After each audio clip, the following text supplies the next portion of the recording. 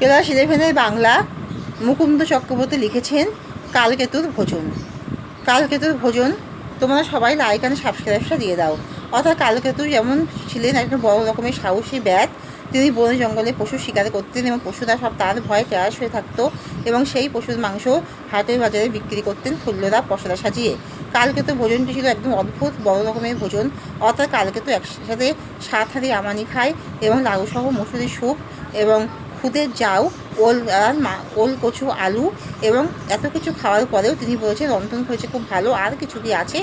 তখন ফুল্লরা হরিণীর পরিবর্তে দধি দেয় 1 হাঁড়ি এবং সে 1 হাঁড়ি দধি তিনি 7 হাঁড়ি অন্ন দিয়ে খায়। অর্থাৎ এই যে ভয়ঙ্কর অদ্ভুত রকমের যে খাওয়া, এইটা দর্শক তো আশ্চর্য হয়ে যায়, কারণ কোনো মানুষের পক্ষে তো এতটা খাওয়া সম্ভব নয়। এ তো এক বিশাল রকমের আহার, যা কোনো মানুষের আয়ত্তের বাইরে। এই জন্য একটা হাস্যকর পরিস্থিতি সৃষ্টি হয়, এটা না হেসে কেউ পারে না। কৌতুকময় এক পরিস্থিতির সৃষ্টি করেছেন কবি মুকুন্দ চক্রবর্তী। এর মধ্যে একটা হাস্য রসিকতা ফুটে উঠেছে। এবং ফুল্লরা, তার স্ত্রীর নাম ফুল্লরা, আর তিনি হচ্ছেন ধর্মকেতু ব্যাধের পুত্র কালকেতু।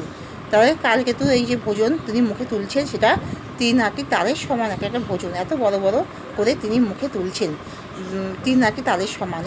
এবং যেই ভোজনের আগে তিনি গোপ দুটি ঘাড়ে বেঁধে তিনি ভোজন করেন এবং তারপর তিনি হরিতকি দিয়ে মুখ শোধন করেন। এই যে ব্যাত কালকেতুর এই যে ভোজন, যা পাঠকের মধ্যে হাস্য রসিকতা এবং অদ্ভুত রকমের একটা অভিজ্ঞতা সৃষ্টি করে। এবার আমি কালকেতু সম্বন্ধে বলছি। কালকেতু হলেন তিনি স্বর্গের নীলাম্বর, অর্থাৎ তিনি ইন্দ্রদেবের পুত্র, শচীদেবীর পুত্র নীলাম্বর। তিনি শিব ঠাকুরকে দুষ্ট করেছিলেন, তাই শিব ঠাকুর তাকে ব্যাত রূপে, মানে তিনি শিব ঠাকুরকে পুজো করার সময় সেখানে কোনো রকমের ভুলবশত পিঁপড়া গেছিলো, তাই শিব ঠাকুরে রেগে গিয়ে তাকে ধর্মকেতু ব্যাধের পুত্র কালকেতু রূপে জন্ম নিতে মর্তে পাঠায়। এবং যখন নীলাম্বর ফুল তুলতে এসেছিলেন, তখন তিনি একজন ব্যাতকে দেখেন। কালকেতু তিনি ধর্মকেতু ব্যাতকে দেখেন যে হরিণীর পিছনে ছুটছিল। সেই ধর্মকেতু ব্যাধের পুত্র কালকেতু রূপে তিনি জন্মগ্রহণ করেন এবং তার স্ত্রীর নাম হলেন ফুল্লরা। কালকেতু বনে বনে মাংস সংগ্রহ করে, পশু শিকার করেন। পশুরা সকলে তার ভয় সন্তুষ্ট ত্যাস হয়ে দেবী চণ্ডীর কাছে আর্জি করে। তখন দেবী চণ্ডী এটি মানে স্বর্ণ গোসাপের রূপে তিনি কালকেতুকে কালকেতু তাকে ধরে। তিনি কালকেতুর কাছে থাকেন দেবী চণ্ডী একটি গোসাপের রূপে।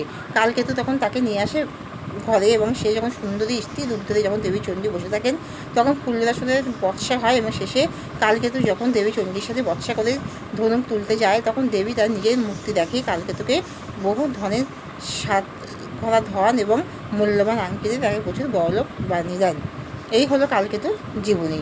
এবার কালকেতুর এই যে ভোজন, সেটা অদ্ভুত হাস্যকর, যে পাঠকের মধ্যে যে রসিকতা সৃষ্টি করেছে, এই বিশাল রকমের যে ভোজন, এই ভোজনটাকে নিয়ে এই কবিতাটা হয়েছে। এই মধ্যে শুধু ভোজনটাই ফুটে উঠেছে। এই ভোজনটা একদম অদ্ভুত, অন্য রকমের ভোজন, যা কোনো মানুষের পক্ষে সম্ভব নয়। তাই পাঠকের মধ্যে কৌতুক, হাস্য রস একটা যেন একটা ভাণ্ডার তৈরি হয়েছে। তাহলে এখানে শেষ করলাম। তোমার লাইক অ্যান্ড সাবস্ক্রাইবটা দিয়ে দাও।